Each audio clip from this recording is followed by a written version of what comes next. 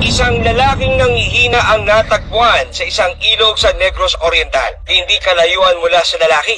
Natagpuan naman ang bangkay ng isang dalagita. Ang biktima, gubad at may mga sugat sa katawan. Ano nga ba ang nangyari sa dalawa?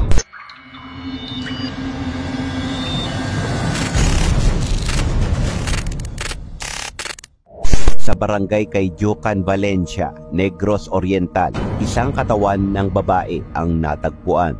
Wala itong saplot at naaagnas na rin ang mukha. Kapansin-pansin din ang bakas ng pagkakasakal sa leeg ng biktima.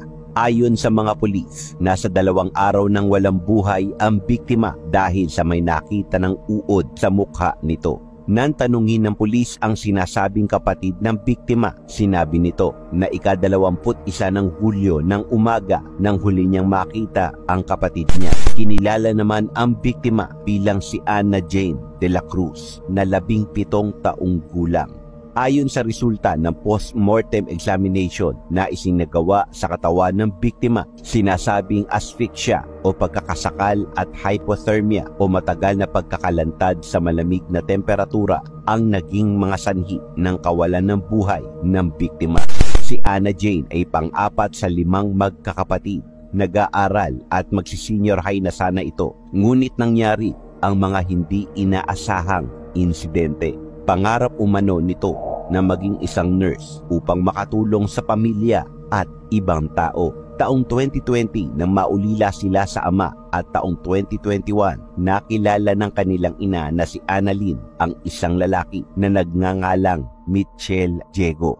Ayon sa kapatid ng biktima, tinuturing nilang parang amain ang sospek. Dagdag pa niya, naniwala rin kay Mitchell kahit ang mga kapitbahay nila dahil sa marunong at magaling itong makisama, mabait at maasikaso. Ika-17 ng Hulyo, taong 2023, isinugod sa ospital si Annalyn sa Dumaguete City sa Negros Oriental dahil sa sakit na anemia. Nang mga sandaling iyon, kailangan nilang bilhin agad ang mga gamot na kailangan ni Annalyn. Dagdag pa ng doktor na tumingin dito ay kailangan itong masalinan agad ng dugo upang maiwasan ang mas lalong paggrabe ng lagay ng pasyente. Dahil sa sitwasyon, nagpaalam si Mitchell na hihingi ito ng tulong sa mga kaibigan nito para mayroong maipambayad sa ospital. Niyaya nito si Ana na sumama dahil hihingi sila ng tulong. Sabi nito ay magtutungo sila sa Valencia bandang alas 6:45 ng umaga. Matapos ang ilang oras, bumalik mag-isa sa ospital si Mitchell upang sabihin na nakakuha na ito ng pera at ng mga sandaling iyon ay napanatag si Annalyn nang malaman niya na umuwi na ang kanyang anak na si Ana. Ngunit kinagabihan, nalaman ng kapatid ni Ana na si Jason na hindi pa nakakauwi ang kanyang kapatid.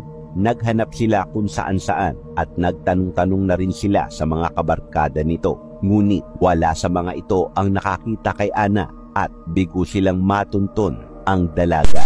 Dahil dito, ipinaalam nila sa inang si Annalyn ang pagkawala ni Ana at doon ay naging suwestyon ng ina na i-report na sa mga pulis ang nangyayari. Sa pagpapatuloy ng kwento, noon ngang ika-22 ng Hulyo, nagpatuloy ang pamilya sa paghahanap sa nawawalang si Ana Jane. Natagpuan ang katawan ni Ana sa masukal na bahagi ng Valencia at labis ang pinaghihinagpis ng ina nitong si Annalyn nang malaman niya ang nangyari sa kanyang anak. Hindi makapaniwala ang pamilya ng biktima kung papaano nagawang tapusin ng amain nitong si Mitchell ang buhay ni Ana Jane. Yun sa investigasyon, ang huling nakasama ni Ana ay si Mitchell. Ngunit ng ika-23 ng Hulyo, wala na itong buhay nang matagpuan.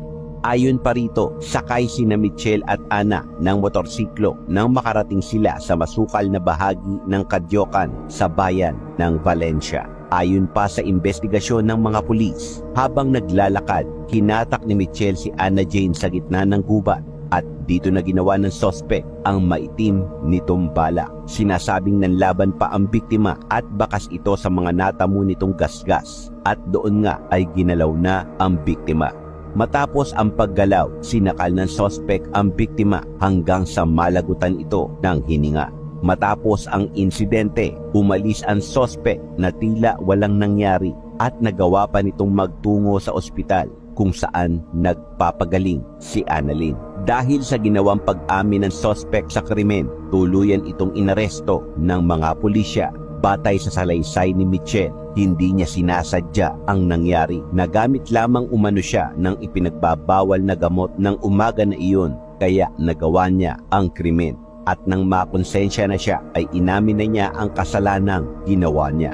Dagdag pa niya, sising-sisi siya sa nangyari dahil parang anak na rin ang trato niya kay Anna Jane. Nahaharap naman sa kasong pagpatay at panghahalay ang sospek. Kasalukuyan itong nasa kustodiya ng Valencia Municipal Police Station. Ika-24 ng Hulyo taong kasalukuyan, 3 araw matapos huling makita ni Annalyn ang anak. Muli niyang nasilayan si Anna Jane, ngunit sa mga oras na iyon ay wala na itong buhay.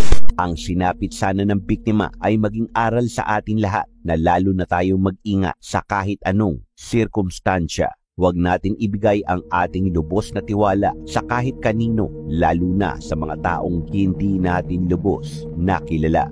Ingatan po natin ang ating sarili, lalo na ang ating pamilya, dahil ang mga masasamang loob ay andyan lang, matyagang nagmamasid at nag-aabang sa kanilang susunod na biktima. So ngayon, alam mo na ha.